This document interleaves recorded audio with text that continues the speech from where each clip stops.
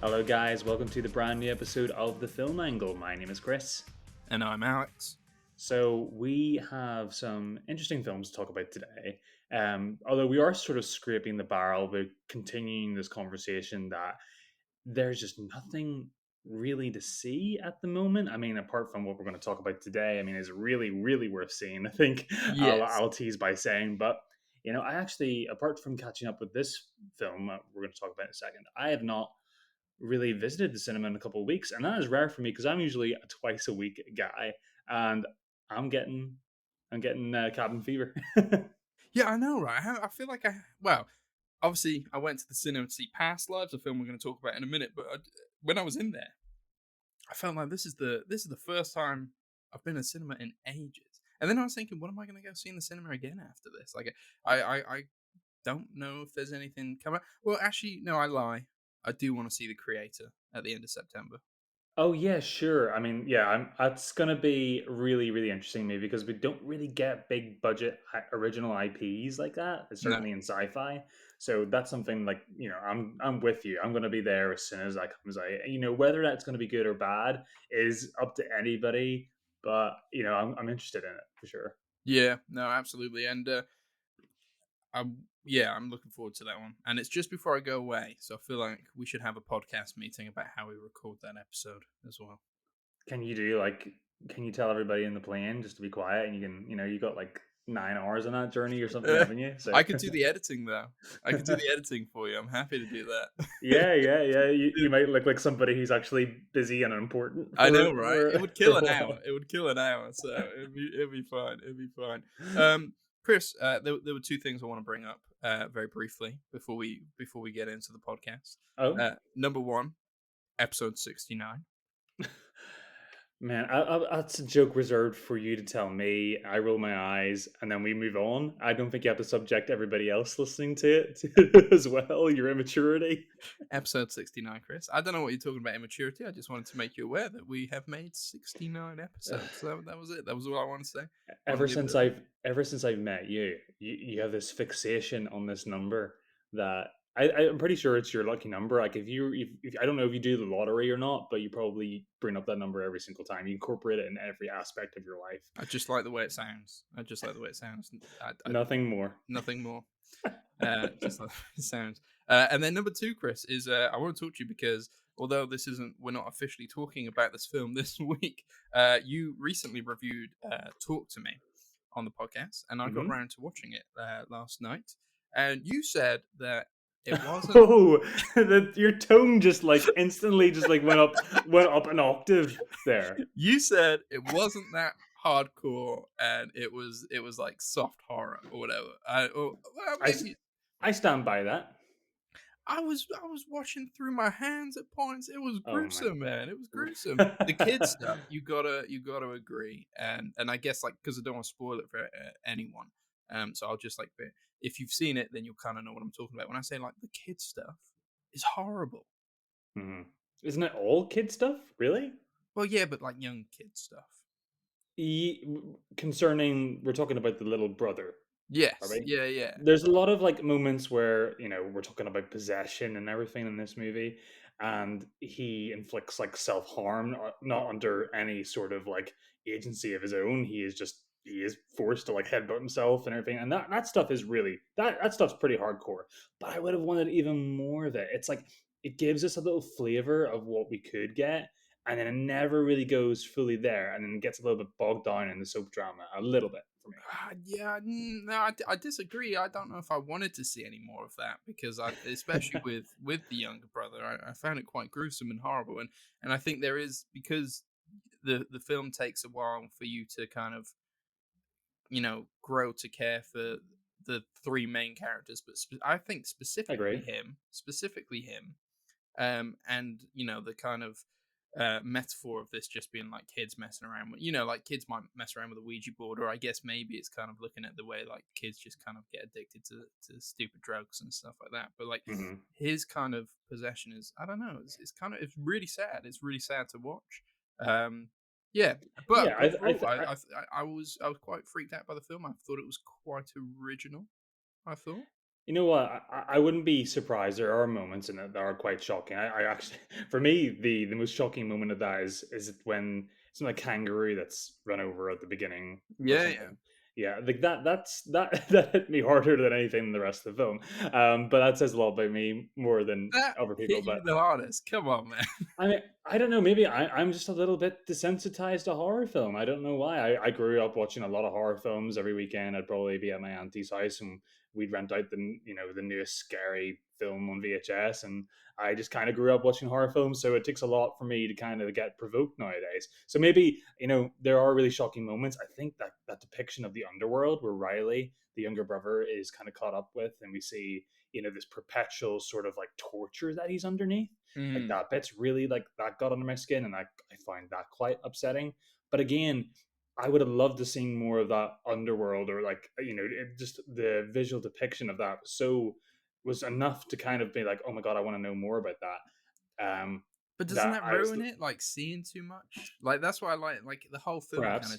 teased you quite a lot, I think, with how Hmm. horrific it could be. I kind of liked because there were definitely scenes where I was watching it and I was thinking, like, I don't fully know what's happening. I don't know the motives of this person because I don't know if they're possessed. I don't know what's going on. But I really liked that uncertainty of not knowing if what was happening was good or bad, and then it kind of culminating in the end. Okay, I agree to disagree there, because No. I just felt that I just felt that the soap I felt that it was very in between those moments. It got a little bit soap drama. We jump scenes very quickly, and suddenly people are like falling out with each other, and then suddenly the next scene, like they're all in a room and they're all friends again. The relationships got a little bit muddied at some points, and I don't know. By the end of it, it kind of got a little bit on the melodrama side. And again, like, I think it's kind of part of a trend of these type of films at the minute. I feel like I've seen this type of film before. It just didn't surprise me as much as it surprised you, and a lot of other people too, because a lot of people seem to like this film. But Yes. and It's I got really it's wanted. getting a sequel. It is getting. Is it Talk to Us? Or Yeah. I think it's talk number 2. Me. yeah, it's the hand, but it's doing a two this time. Yeah, yeah. Yeah, But, like horror sequels don't always have the best rap, so we'll they do see. not. They do not. We'll see how it But goes. again, But, I mean, I it's a love debut film, and it has a lot of flair, and it shows a lot of promise for yeah, sure. I just love that the whole hand thing just wasn't explained. It was just kind of there. It was like a Ouija board. And so that, there's so much where that hand could just fall into different people's hands. So literally. Yeah, I walked Okay. into that one. So I think like there's a potential for it to be a good horror franchise. Mhm. But yeah, we have been burnt by horror franchises in the past. But like most horror franchises, the first one's always good. Yeah, yeah. Very, very rare cases. Certainly not modern day horror. Like that just does not seem to be a thing that sort of exists anymore. I'm not even coming up with any examples in my head like that are pre 1990. So For what? Sorry, for like a good sequel. for sequel horror films, I just Yeah. kind of Was it? I feel like Saw 4 was pretty good. saw I saw I think that's probably the last one I saw when I rented it as a kid. As a kid, which is You got bad. some catching up to do. We got 10 coming out this month. I know. I did see like a promotional image the other day. I know we were looking at the poster with the tubes coming into the Yeah, eyes, yeah. and kind of it makes the X symbol. But like I saw like an actual still from the film where he's got this like contraption on his hand, and he's got the tubes going into his eyes, either pouring like some sort of like acid into them, or they're being sucked out. I don't know. It looks kind of gross anyway. But that's kind of what you go to see those movies for. I haven't seen them in a long time, but they used to upset me. I don't like I don't like realistic gore. Oh, was it realistic though? I don't know. I remember like number four, it had the thing with the woman with her hair being like trapped in a vice, and it was Oh, pulling her yeah. hair back and her scalp came off and everything. I was like, oh, that's gnarly as anything. Um, yeah, yeah. Maybe I don't know. It's been years. I'll have to revisit it. Maybe it might Mm. become a bit schlocky now, but Oh, it's yeah. To be fair, it is. it's I a think tongue it in was cheek sort of franchise. Yeah. 3 years ago now. I did a just rewatched all the Saw films over the October period. Most of them are bad, but like there's Mhm. fun in all of them. Like they're I all worry quite good like fun. So. is it like good for a marathon? I mean, like, is like a whole day worth of Saw or 2 days? Is that like Um, not bad for your mental health? it's probably bad for your mental health. Like I said, I did it over a month, but yeah. I mean, that's the thing with sort of like there is actually a narrative that runs throughout all the films. So like all these kind of Although a like very characters. silly one, yeah. Yeah, I feel like if you waited a year, like even now after having like marathon them within the last couple of years, I feel like I'd go back and I'd be like, "Who's that character again? Like, Yeah. what? Who's that?" It oh, right, But okay. yeah, but I imagine it's been long enough that they won't trust their audience enough and that they'll probably hold your hand and it'll be very, very backflash heavy. Although this is sort of like a prequel, this one, right? It's kind of like bridging the gap between like it's one and like two or two or between three. 3 and 4, I think. So it's like so Jigsaw is still alive at this Yeah, point. I but think they've done he that a few times now. So they've done like a before number yeah. one, and then they did like a in the future with Chris Rock and Samuel L. Jackson, which And then was there was a spiral. movie just called Jigsaw as well, wasn't Yeah, there? that was the prequel one. Yeah. Yeah. It's It's really weird. The confusing. thing is, like, spoilers for Saw 4. I think it's Saw 4, but Mm. they killed him off, and Yeah, like that was a bad decision, really I good think. film, good film, bad decision. Yeah, yeah, But considering how much they wanted milk out of this yeah, franchise. because then they But tried to turn the police officer into the next Saw, and he was not nearly as interesting or charismatic. He was just like a everyday Joe. He was just like, "Yeah, what you talking about? I'm the Jigsaw man."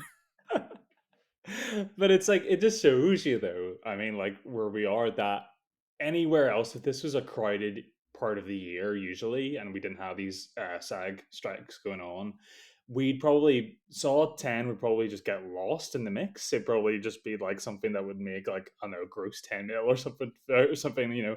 But now it's like at the forefront of everybody's mind because it's all we've got to cling to that's commercial.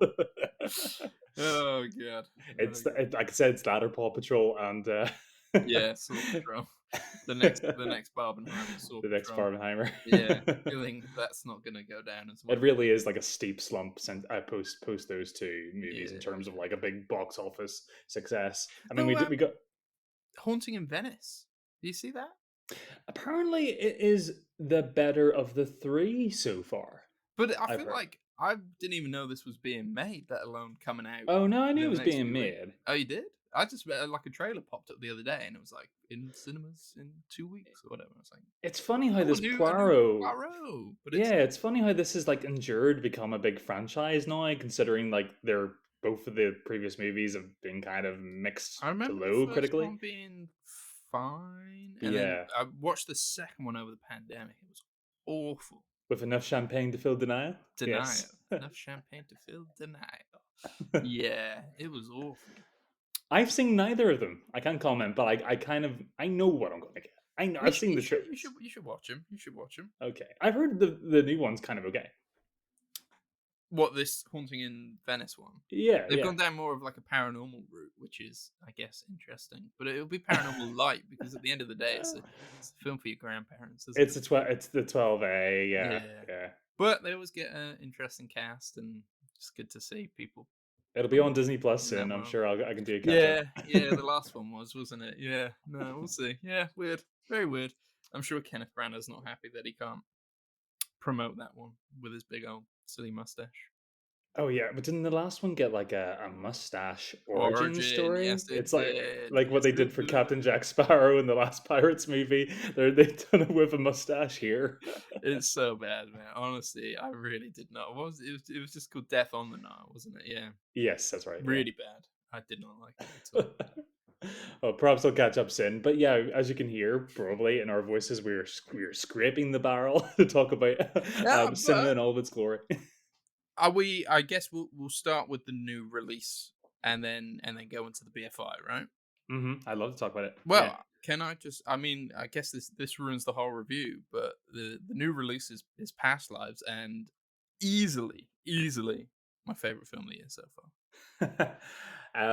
I need to go back and reassess. I haven't really gone back this year and kind of gone through what I've rated so far, but I completely agree with you. If it's not my number one, it's definitely like in top five for sure. I mean, this kind of reminded me of how I was, maybe not exactly to the extent, but it really reminded me of my experience watching After Sun last year, which was Yes, also a debut film. do you know what? I thought about After Sun a lot whilst watching this one. Um, But yeah, even though completely different, but just like a really strong, emotionally Debut. charged, and heartfelt, and very feels very personal as well. Um, Yeah. yeah, yeah, yeah. For anybody who doesn't know, Past Lives is directed by Celine Song, who I believe comes from like a theatre background, but this is Yes. her first feature film, and I think she was a it's staff writer on the Wheel of Time show as well. oh, okay, there you go. That's had a couple of seasons, isn't it? I think it's on the second season, apparently getting better. Yeah. Okay, yeah. But anyway, aside Beloved that. books, right? Aren't they? Yeah. Yeah, yeah. Um, so it is about Nora and Hae Sung, who were two deeply connected childhood friends. But when Nora's family emigrates from South Korea to Canada, and then later on she moves as an adult to New York, they are kind of reunited via the very nostalgic use of Skype. And then, Yeah, yeah. another 10 or so years passed, and Hae Sung makes his way to New York to meet Nora, who is now married. Hmm. And although the film kind of feels like it could be a very typical rom com of the two lovers who are destined to be together, stopped by the well, I say evil husband, but he's not evil at all. Well, Um, that's a kind of that's a uh, line in the film but in a it way, is, isn't yeah. it? He Yeah. does. They do kind of poke fun at the fact that this archetype feels like it is the Yeah. case for a very strong kind of fairy tale story. But the film itself is very very honest, I think, and true to life as to how kind of relationships come and go, and Hmm. how we meet people and find people and connect with people despite kind of fleeting time. Yeah, well said, to be honest. I think what you said there is really, really true about the transparency between certainly Nora and her husband Arthur, whenever they converse and whenever this other entity returns into Nora's life, hey son, and kind of throws a spanner in the works. Their nighttime conversations were kind of some of the most striking parts of this film, where really honest questions, awkward questions answered honestly. Yeah, Is he attractive? And she's like, I think so. yeah, yeah, you know, um, it's really good to add this sort of realistic autonomous spin to these people. But yeah, it feels like something that is really kind of based on experience. I think shows a lot of restraint. And this would typically be like a Netflix sort of rom com premise, like you said, or not even a rom com, just a straight up romance with a schlocky sort of edge to it. But she manages to make us so delicate and so light, but also carry the weight of the world on the character's shoulder. I think it helps that both Greta Lee plays Nora and Tou have this just incredible sort of like star-crossed lover chemistry with yeah, each other, and they manage to like capture that via Skype. It's worth saying that like 15 minutes of this movie is Skype, and they manage, and it's pixelated and it's true to life. When you watch like something like when we watched recently Missing, which I really quite enjoyed for its own sake, but it gets really bogged down and in the detail of how these sort of functions on the internet kind of work, and they almost kind of feel a little bit false because they're kind of overthought. But here, it just kind of felt like they were actually recording it on like a 10-year-old system, yeah. and there was, if it could have been shot 10 years ago, like in a Linklater sort of style. Well, So it reminded me of so when I was at university and I was talking to Em, we were talking on Skype all the time, and we had those kind of similar conversations of like you're just kind of like talking about nothingness because you're chatting to each other every day because you feel like that's what you should be doing. hmm You're in a relationship, but then you are kind of affected by the the cutouts, the buffering, and the not being able to get in contact with somebody, and obviously we were not nearly as far away as these two yeah, characters are from each other. yeah. But yeah, it just kind of reminded me of that time, and that kind of like the greatness of having a technology like that, but also the pitfalls and how that kind of frustrates things as well. Yeah, it kind of made me like very nostalgic for that time in a really strange way. Yeah, I completely agree with you, because I have complete shared experience of Of that, because course, I lived in Northern Ireland and Lauren lived in you England, and were we were in doing a that different for. country. I was in a different country, although not quite as far as South Korea You were and across the water. USA. I was across the pond. It's very similar. But yeah, no, we were using Skype. I that tune, the ringtone, that do do do. Oh, that was like a siren going off as soon as I yeah, heard that every time during the yeah, film, and you know, it sparked some really interesting and memories yeah. for myself and Lauren as we had our little half-hour journey home after the film. But beyond the Skype aspect of it, this movie is just drop dead gorgeous. Like I said, it's incredible. We use that term a lot, but we're getting really, really good new filmmakers are making really interesting debuts. Hmm. Celine Song is no different, and I think we almost have an auteur aspect to the way she films this movie. I think you texted me after you seen the film, and you said that you felt like you were watching New York for the first time, and that really, really struck with me. And I feel like you're so right.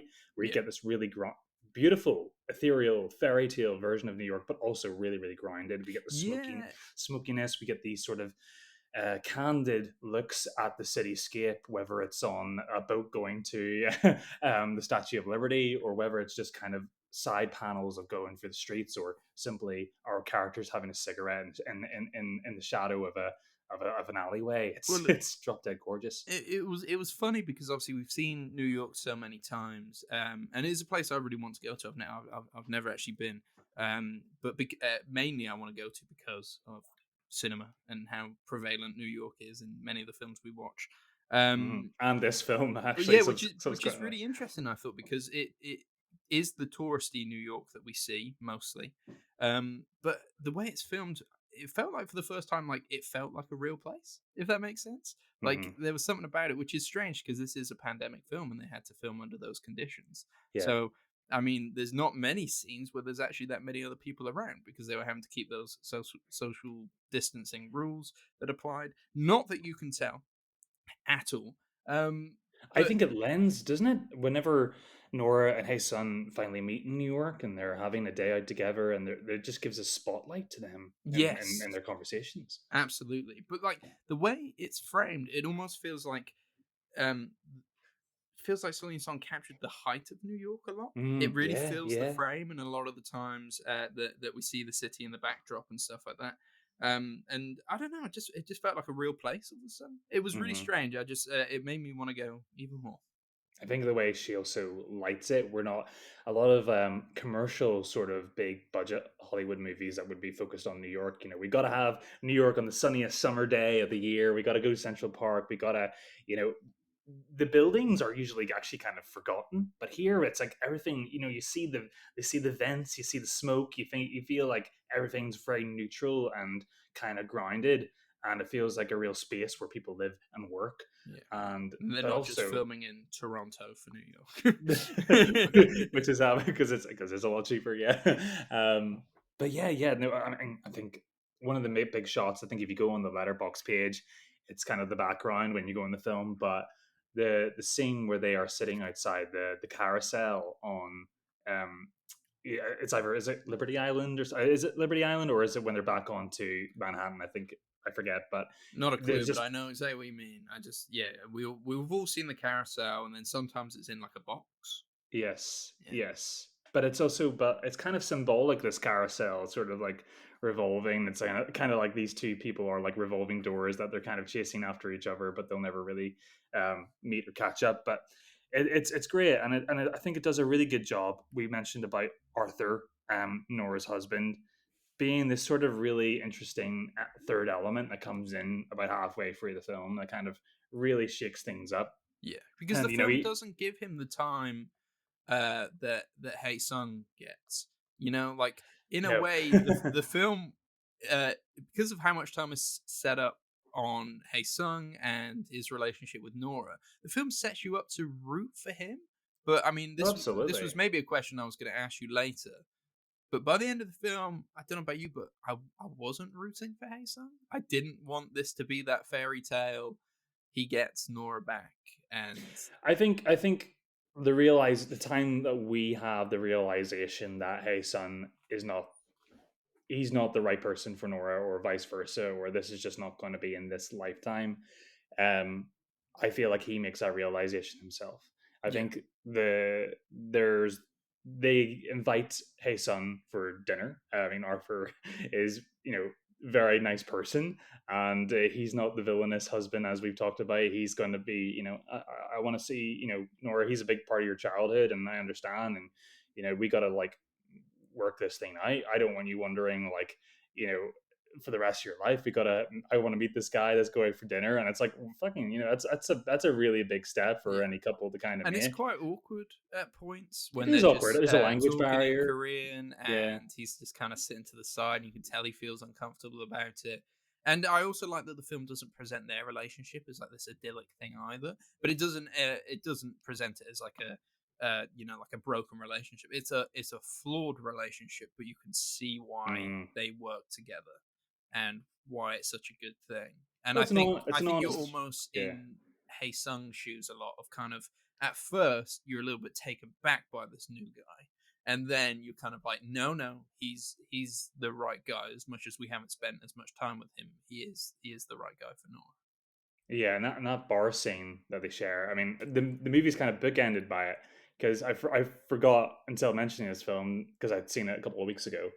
The opening scene where they are in the bar and it's from the perspective of a fellow patron and they're wondering what the dynamic is between the three. Mm, They can see them in the distance. They ever sit in the bar and she's like, who's dating who? Who is that his brother or sister or and it makes us kind of and we have that to kind of anticipate going forward. And it's a really really good framing device.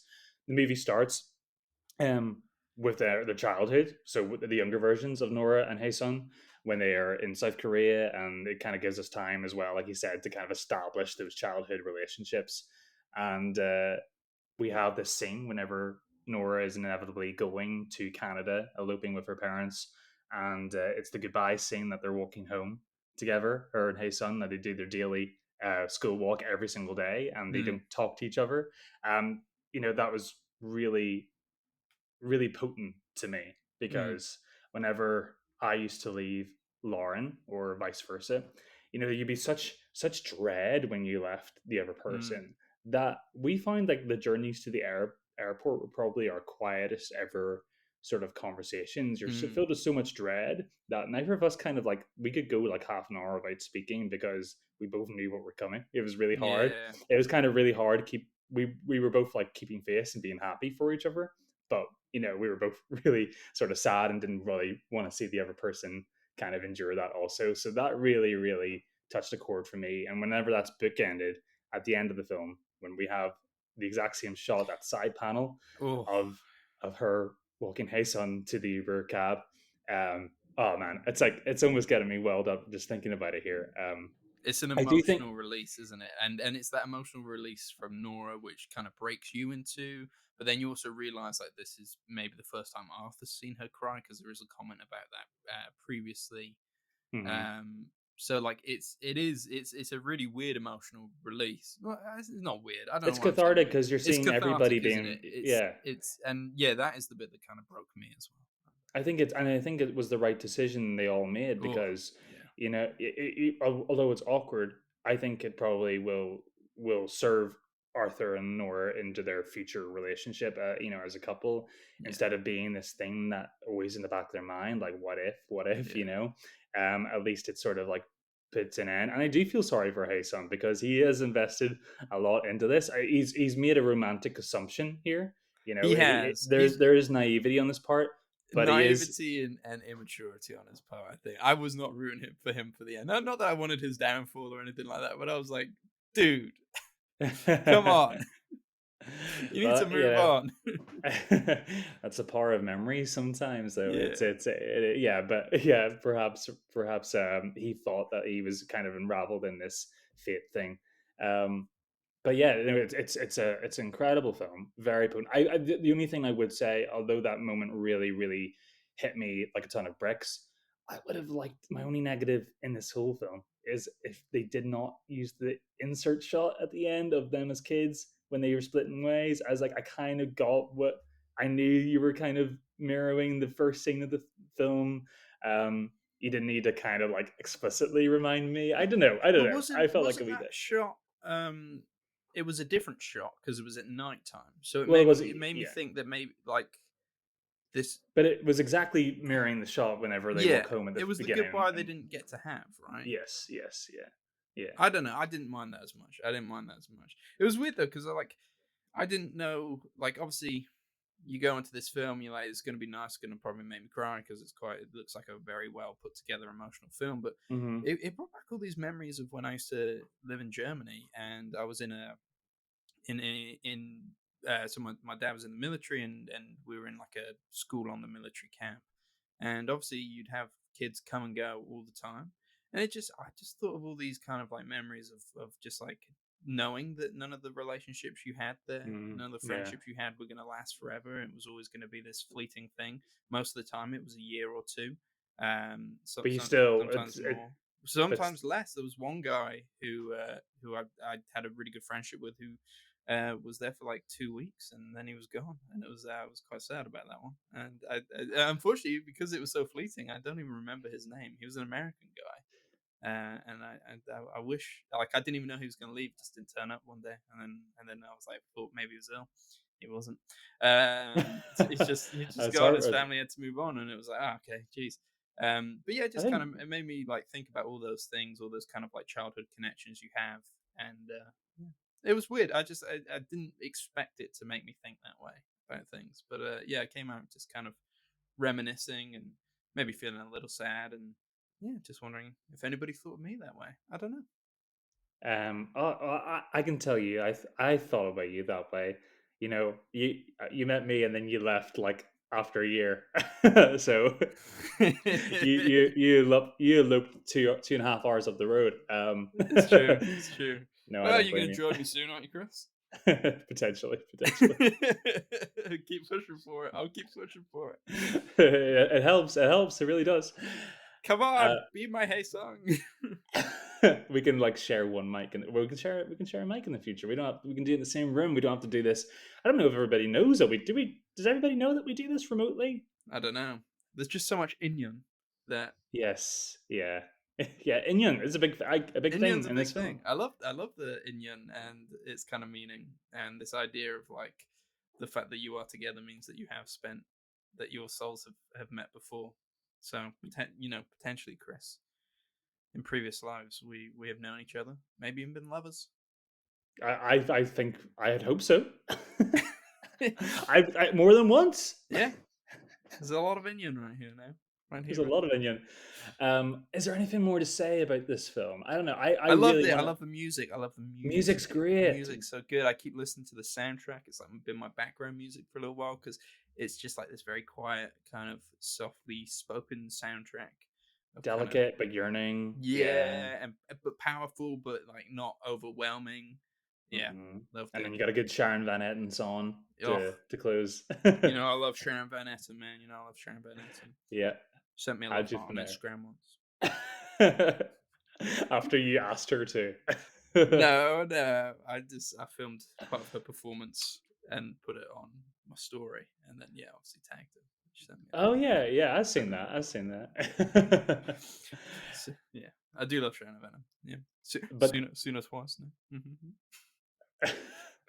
I've yet to, I love Sharon Van Etten. I'm a big fan too. I think she was involved. She played the mother in Yes, Never, Rarely, Sometimes, Always. haven't seen it yet, but yeah, she did. Good film. Good film.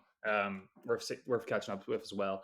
But yeah, this is incredible. I love this movie so much. I mean, it's gonna be really hard for me to kind of place it anywhere apart from like my top sort of three this year so far. I And we'll don't see know. as the year goes on. Like, what other films have affected you? Like, what other films have been like instant classics for you this year? I'm gonna sound like so dull and so generic, and you're gonna think I'm an idiot, but it didn't affect me. But I just thought it was so fucking fun. I just absolutely adored Dungeons and Dragons earlier this year. I know that's a weird thing. It just hit me. I love that I know movie you so love that much. one. I Yeah, thought it yeah. was so much fun. I thought it was such a breath of fresh air for that type of Hollywood movie. And you can't snub it sometimes. Sometimes things don't have to be um, emotionally affecting to be 5-star material. sometimes they can be a genre film, and that's up for me as well. And you know what? That's it's a hill I'll die on. That's And fine. That's fine. But I mean, obviously, we're still well, we're not that young into the year, but like you don't want to put all your eggs in one basket for your end of the year list, and oh, not even at if all. even if that means anything at all, like just enjoy films, just enjoy films. But yeah, for me, I came out of this one, I was like, this is incredible.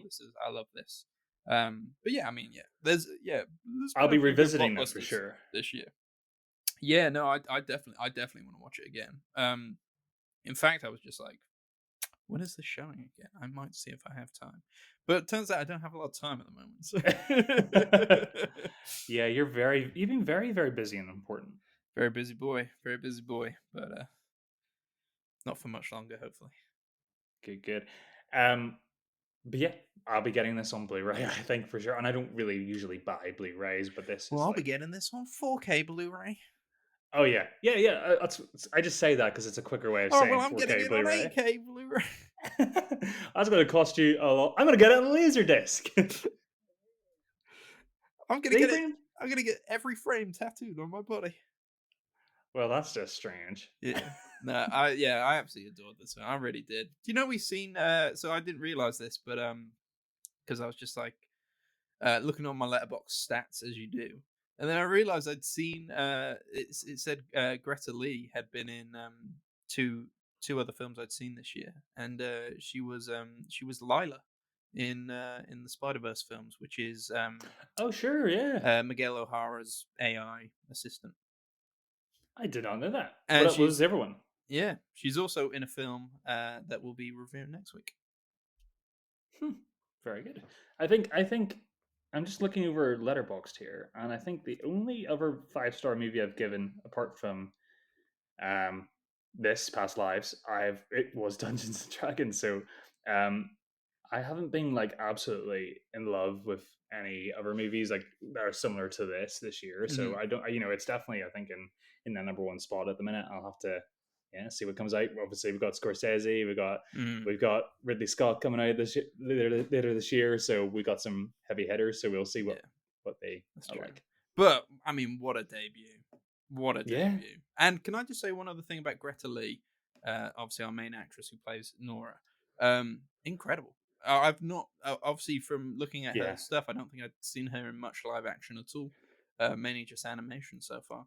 yeah. Um, She oh my carries a lot god! of the movie. But Yeah. but like credit to kind of Celine Song for creating a main character who isn't always lovable at times. Like she does make decisions that Oh make you go, yeah, oh, that's 100%. uncomfortable. Or she does seem quite selfish at times, but in a She's way from that fault. makes you Yeah, feel like, yeah, no, you need to be selfish in these situations. Like you need to think about yourself. Um, yeah, really kind of complex and layered main character there to kind of put this kind of complicated relationship and force it onto her. Yeah, no, I thought she was brilliant. Thought she was and brilliant. kudos to Celine Song for just putting three very attractive people on the screen for me to watch for nearly 2 hours. Yeah, That's yeah. anyway, that's past lives. Our next film, we're back to the BFI. Again, the part of the show where people like just want to turn off the show. No, don't, No, because that's this not is true. not That's at all. not I make true. nobody's told me that. Nobody said otherwise. But I've I was I've thinking, been told by friends that they like this bit. Okay. did you ask them? Did you like look them really sternly in the eye? Said you like the part of the that show, right? Yeah, it's You your like favorite. you Yeah. like the BFI bit, right? You like to hear all the things. You like to hear us talk about animal cruelty a lot. And then they just said, "Okay, yeah, yeah, go away." No I'm animal really, cruelty in this one, thankfully. you know what? It's a welcomed reprieve. I needed a um, breather. I needed a breather. Yeah. And what a breather this is. I mean, this The Third Man, a movie that has been on my watch list since I was born. Yeah. I think it's probably one of the first things I've just like consistently unintentionally avoided. um I think we've seen this movie a lot. Like when I was watching this, a lot of the iconic, and I mean iconic, imagery in this film has been sort of just represented in documentaries or popular culture. I just feel like I've seen half of this movie before, even before I've seen it, even though it's just being disjointed. So it was really, really good to catch up with this one. And I didn't realize that, I knew that Orson Welles was a really big part of this movie. Um, but I didn't realize he was such a late attendee to the Mm. film. And who he was playing as well.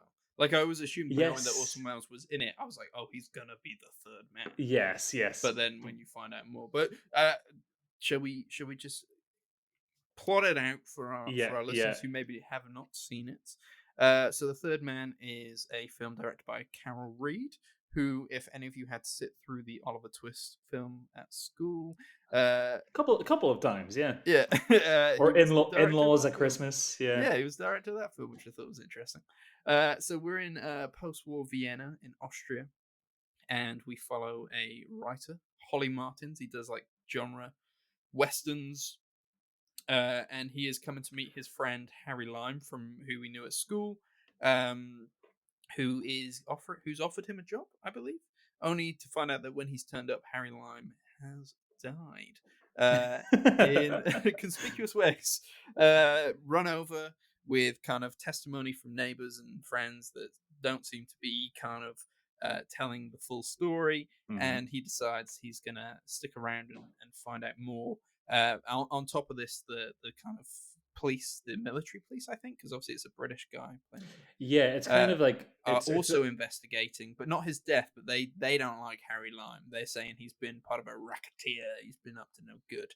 But mhm. we don't find out what until later. So that's kind of the film. It's a noir, kind of one of those kind of famous kind of early noir films, but interestingly set to the SpongeBob SquarePants soundtrack. um, yeah, I watched it with Lauren, and the first thing she said was like, "Is this the SpongeBob theme?" It works really, really well, though. I think it's a really good piece of soundtrack. It's this. I think the instrument's called the zither. Yes, yeah, Yeah, that's it. I think it works well for the most part. Yeah, I think okay, okay. it makes it stand out. It makes it stand out. But I think there were some scenes where I was like, "This is very happy music for like I his think head was that's what. taken completely off of his body."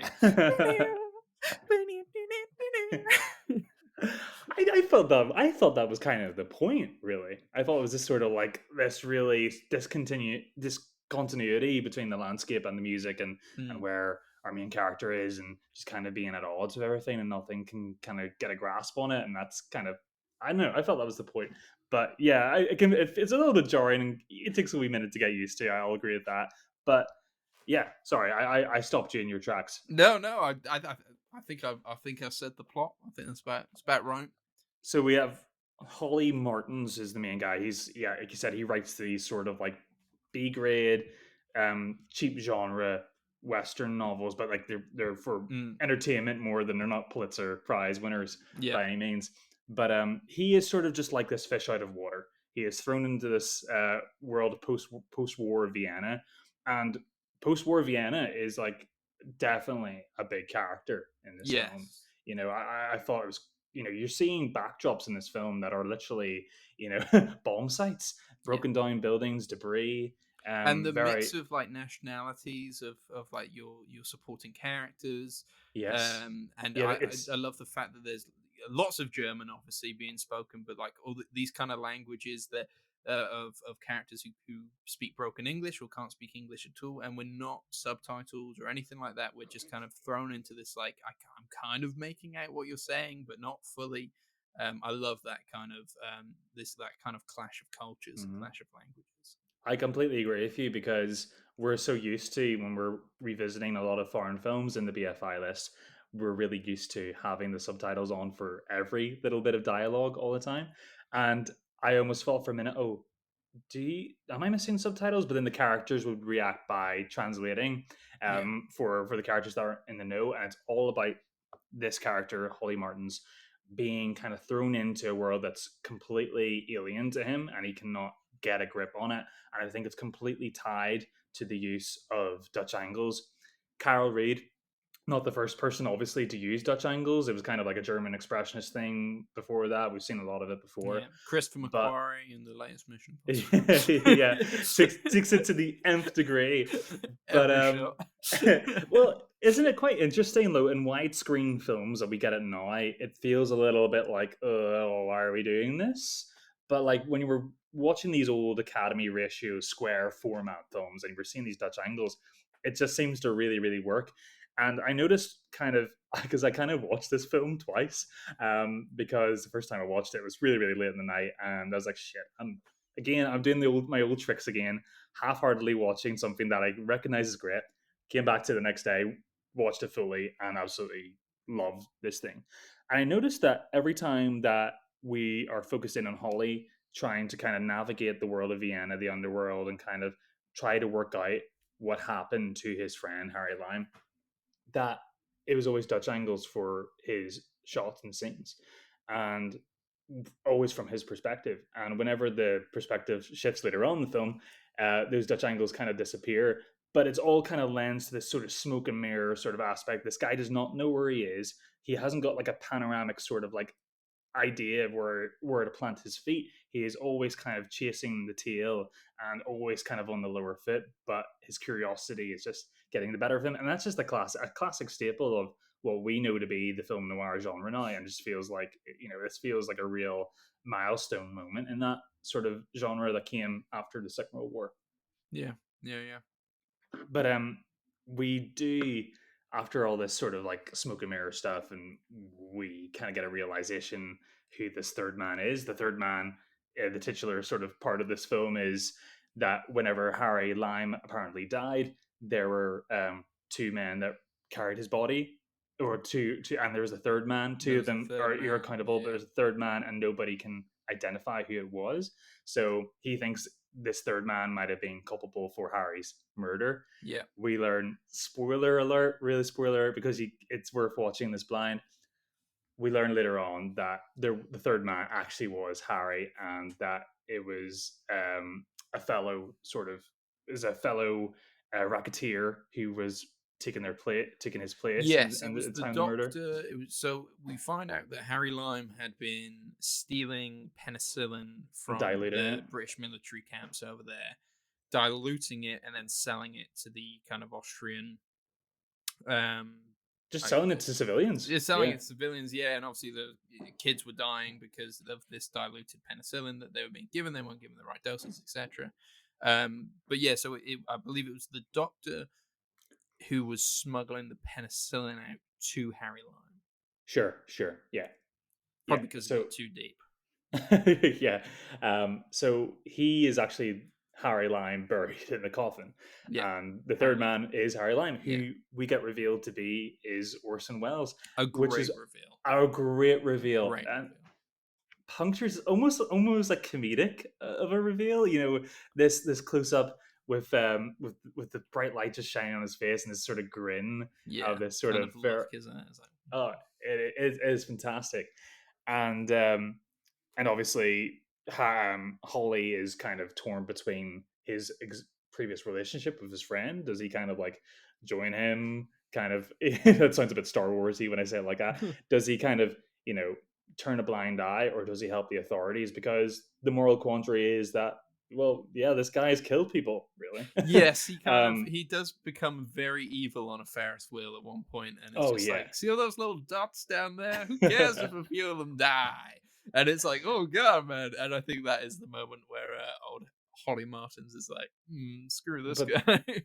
and then he makes this amazing line, and I think that Orson Welles came up with the line himself, where he says, "You think about Italy, and you think all the destruction and warfare they went through, but they created, the Duomo, Michelangelo's David, but then you go to Switzerland, who've had 500 years of democracy and peace, and all they've invented is the cuckoo clock." Yes. Um, and he just punctures that with a bit of humor, and he says, "See you later, see you later, Holly." And it's really, really funny. But he's obviously a very charismatic person. You can believe that this guy kind of got to this position of power, and the Vienna that Holly has not got a grasp on at all is Harry's domain. He knows every street. Whenever the camera shifts to his perspective later on, when the police are trying to intercept Harry, you see it from his perspective. There's a panoramic view of the whole town in town square in Vienna. The first time we don't see really a Dutch angle used, and it feels like this guy knows this area. This is his domain. and it's completely juxtaposed with what Holly has. And then Holly's chasing him down the street. These shadows are cast. It's completely discombobulated, and yeah, it's really really kind of cool thing that Carol Reed's putting a lot of thought and effort into how this movie is framed and how the landscape Yeah. relates to the characters all the time. There's a lot of good tension in the whole thing with kind of Oh, Holly's out of like fish out of water in this world. Um, Probably one of my favorite sequences is when he gets to the hotel and he's whisked into a car and you think he's yeah, about to be kind of taken and whacked. murdered, and they're driving him crazily through the streets of Vienna, only to end up at at an event which he was supposed to speak at that he kind of agreed to a few nights ago and kind of forgot Yeah, about. a Um, very I pedestrian really like like that. I thought yeah. it was a really good moment, and he's just like very discombobulated at that moment, just like what the hell, I thought I was about to die. So yeah, no, I really like that. Really And like that. it's interesting making him as a character like a Western writer. Like I think him writing westerns and everybody apart from like the one British soldier that has read his books, um, nobody kind of knows his writing. This world of post-war Vienna feels so far away from the romantic um, American idolization of the Wild West. So we Yes, got that too, and we feel like this guy is an alien, an absolute alien in this yeah, world. and I But think he thinks he's playing the part of detective, and I oh think no, he's clumsy. he's Yeah. I think he is romanticizing his part. He is that kind of American that is embroiled in his own stories and thinks he's going to get the girl, which we haven't really spoken about. But Anna Schmidt plays Oh yeah. is one of the character Harry Lime's previous lover, who has kind of dealings with the Russian government as well, and kind of her complex relationship with Harry Lime, and he thinks he's going to get the girl at the end, and it's a really really good ending, Mm. where he thinks he's going to get the girl, and she's just like, "Nah, mate, not after that. That Not after that what you last did to shot is Harry Lime." that last shot is incredible, incredible, of that long street heading down past the cemetery, and you just see the trees disappearing into the distance. That is incredible. It's and they must have absolutely thanked their lucky stars with these leaves kind of raining down in such a beautiful manner, and you feel like it's going to be this romantic ending, Hollywood type ending, and it becomes this sort of. She doesn't even glance at him, and he responds not by chasing her. He just kind of goes, "Yeah, yeah," and pulls out his cigarette Yeah, and mulls the whole thing yeah. over. Um, um, I was gonna say if I were I did really enjoy the film. I thought it was very solid. I did think that in the second half it doesn't become nearly as interesting, and I think the police chase in the sewers, I was kind of bored. oh no! I Like thought that was the tensest part of the I film. liked all the stuff at the start with all the different characters trying to figure out what was going on, and then when we figured out what was going on, I didn't fully understand why Harry Lime had. Well, I guess he's a bad guy, so like he faked his death for that reason. Why he'd come out of the shadows, what he was trying to do with the penicillin, and why he thought that was like I didn't like. I just felt like the second half of this film was maybe that final third was a little weak, bar the very good ending. I just wasn't as interested as I was at the Huh. start.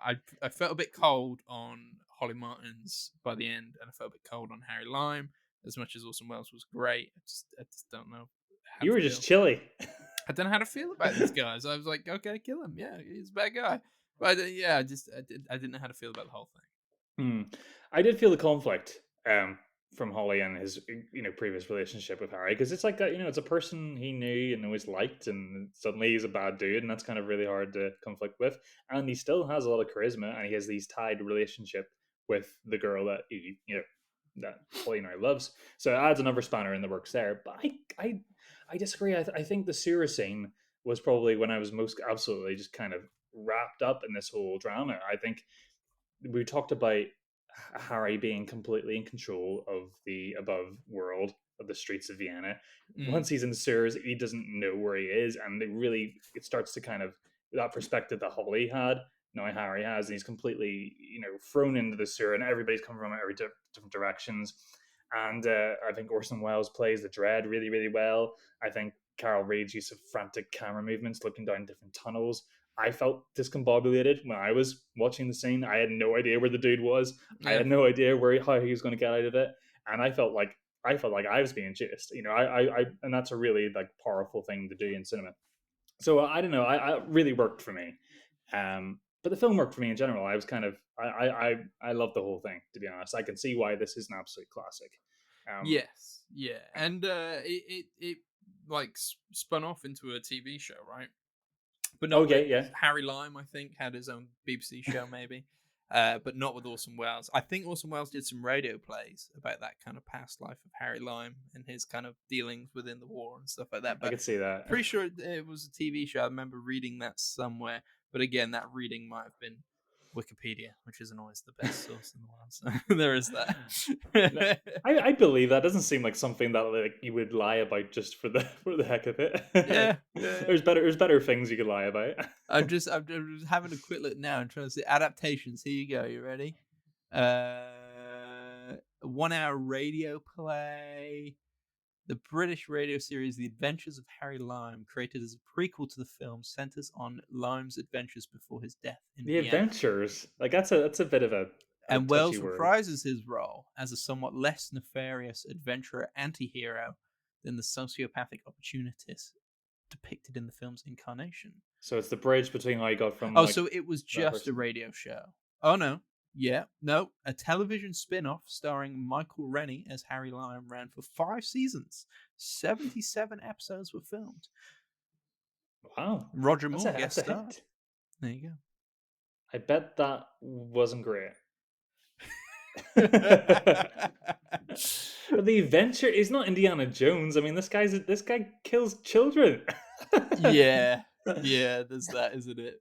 But yeah, and obviously with Orson Welles not even being part of it. But yeah, no, it was on BBC. There you go. It was on BBC, and there were 3 seasons and 4 seasons and 77 episodes. Mhm, That's quite mhm. something. It must have Yeah, been. It must have done somewhat well. I'll come back in the next episode. I've seen every episode. I'm a Harry Lime fanatic now. Yeah, yeah. It is interesting that he's the character you pull out of this, and well, I guess like there's so much intrigue as to like how he got that way. I guess maybe Yeah, it's like that, like Anakin Skywalker to Darth Vader, the intrigue there. yeah, yeah, yeah. Mm, mm. I think George had more intrigue than everybody else. Oh, No, I love those movies, but we talked about Star Wars before. We oh, can talk about let Star let Wars me bring Star Wars into every episode, please, now, please. please. We'll do Star Wars We've one day. done I Star feel Wars. Well, we didn't. we did an episode last year on May the 4th because it came out on May the 4th, and then Oh, we did an Obi-Wan review. Um, oh yeah, Ooby Booby. yeah, but we didn't review any of the others, even though we absolutely adored Andor. We didn't then do a bonus review of Andor. Yeah. Have you Oh, started that was Ahsoka good. yet? I have not. It's very. I'm really enjoying it. Really enjoying it. Dude, I haven't watched Mando 3. That's fine. That's absolutely fine. Just what I'm really enjoying Ahsoka though. Oh my god. I definitely watch Ahsoka. I'll definitely watch it. I'll probably binge both of them at once. But yeah. You just don't Ah, want to get spoiled, man. There's some good stuff going on. You don't want to get spoiled. I'm not as tapped into the threads as you are, so I probably won't get spoiled. Yeah. Threats. Not threads, the I thought you meant Reddit. the social media network. Threats. Oh yeah, we're threads obsessed here. That died a death, I think, which is a shame because I really don't want to use Twitter, but I Eh, do like just scrolling text-based social media. So, X, sorry, X. yeah, X, yeah. Stupid. So stupid. So that kind of concludes it for the BFI again this week. Next week we'll be talking about La Dolce Vita. Yes, which I just saw on Wikipedia that We're living on Wikipedia. the score for The Third Man inspired the score for La Dolce Vita. Oh, you're gonna be in hell. Yeah, two SpongeBob soundtracks. SpongeBob epic. La Yeah. Dolce Vita.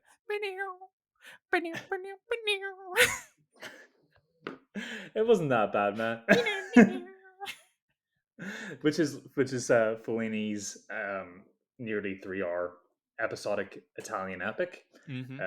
So we'll see how we get on with that. Really looking forward to it. Again, that's another one that is, I got images of that movie in my head, the Trevi Fountain, Yeah, you I know, think things I like watched the first half an hour once a long time ago, back when I wasn't as good a film watcher as I am now, and I was okay. just like, I remember thinking it was good, but I was like, I can't, I don't have the time to I watch this. can't. I don't have the time to watch 3 hours of this. And then I've always planned since then to go back to it. But yeah, have not. So there you go.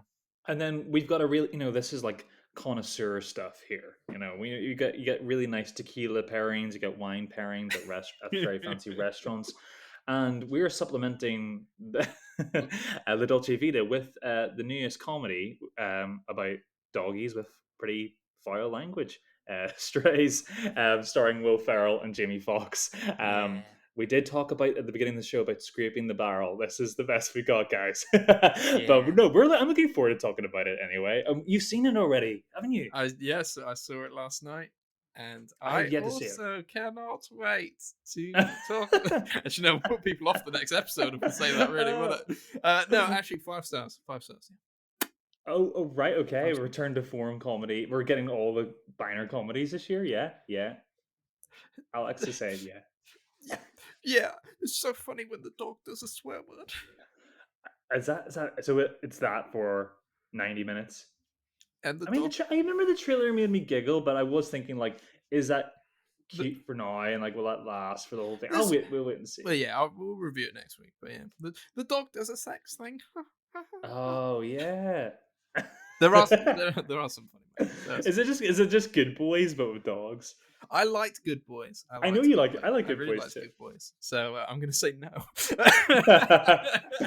Well, guys, you've got that to look forward to. Yeah. Absolutely. We know we do like to like pair things up in the most logical way possible in this show. Yes. Not. But this has been a good pairing. I think Past Lives, uh, so far easily my favorite film of the year, and The Third Man, which is a pretty solid entry on the Sight and Sound list. Would I put it on the top 100? Maybe not. I maybe wouldn't have put it on top 100, but I did think it was a solid film. Yeah, I was more enamored with it than you, and Above yeah, other British classics such as The Red Shoes? I don't think so, man. I don't think I so. would no, I would say I adore the Red Shoes, and I think it's a better film Yeah. than If the British Third cinema Man. has its But place on this list, then this needs to go down and Red Shoes needs to go up. As does A Matter of Life and Death.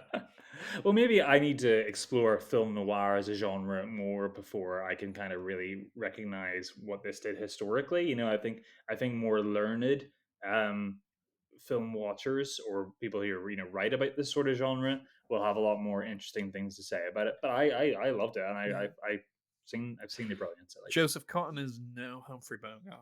That's all I'm going to say. it. No, no, he's not. No, he's He's not. not. He's I mean, not. he's not any less. I mean, I guess physically he's not any less attractive, but Whoa. Bogart's got no. Bogart's got this like creepy, but like it's like kind of like the Claude Rains, Bela Lugosi sort of like universal monster kind of attractiveness. You You don't know what I want to mean? cuddle up to him on a cold winter's night? No, Okay. I think he would just smell like cigarettes and whiskey. You probably smell like death. He smells like death. He looks a bit like death, but he's cool, I think and he gets the ladies. he does get the ladies. He does get the ladies. Anyway, shall we wrap up there for our 69th episode of the Film Angle? Yeah, yeah, yeah. Follow us on TikTok, follow us on Instagram, and yeah, keep reviewing us, keep rating us, and keep telling all your friends about us, so we can keep spreading the Film Angle love. But yeah, I'm Alex, And I'm Chris. and this has been the 69th episode Oh of the my Film god. Angle. Oh my god. I'm so lucky I'm in charge of the edit. Goodbye. See you later.